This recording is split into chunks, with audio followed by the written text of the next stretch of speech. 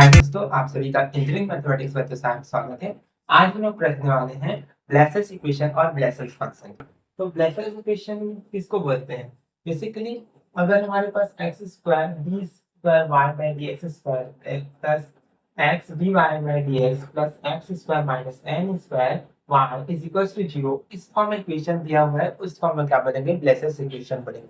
तो Bessel's equation ये है, और किस ऑर्डर का? एन ऑर्डर का ब्लेसेस इक्वेशन। यहाँ डिफरेंशियल इक्वेशन का ऑर्डर नहीं बोल रहे हैं, अपने ब्लेसेस में अपना एक ऑर्डर दिया है, इसको एन ऑर्डर बोलते हैं। यहाँ जो एन दिया है वो ब्लेसेस इक्वेशन का ऑर्डर है, ठीक है। तो इसलिए ब्लेसेस इक्वेशन है एन ऑर्डर का, ठीक है।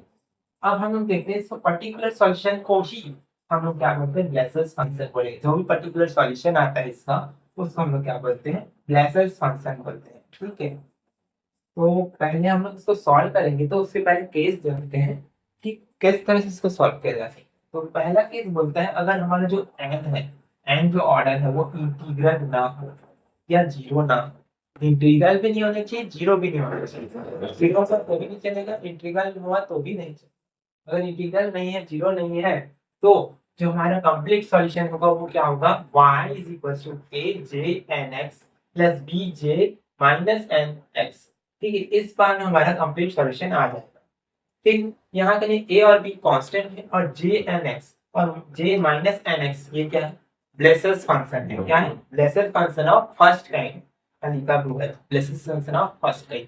ये पहला काइंड का ब्लेसेस फंक्शन है n ऑर्डर का। ये वाला n ऑर्डर का, ये माइनस n ऑर्डर का ब्लेसेस फंक्शन है फर्स्ट काइंड का ब्लेसेस फंक्शन। तो ये ब्लेसेस फंक्शन का वैल्यू क्या होगा? इससे हम लोग निकालेंगे ब्लेसेस फंक्शन का value. Summation r is equal to 0 to infinity minus 1 की पावर r x by 2 की power n plus 2r 1 upon r factorial gamma of n plus r plus 1, ठीक। इस फॉर्म में हम लोग ब्लेसेस फंक्शन का value निकालेंगे इसके थ्रू, ठीक। वैसे माइनस एन के लिए क्या हो जाएगा? जो एन दिया हुआ, जहां जहां एन दिया वहां पर माइनस एन लगाएंगे, ठीक है। तो दोनों सेम ही है, दोनों जो फंक्शन है वो सेम रहेंगे, इसी के थ्रू निकलेगा हमारा वैल्यू, और यहाँ पुट करने पर हमारा ये सॉल्यूशन आ जाएगा, ठीक। नेक्स्ट केस देखते हैं।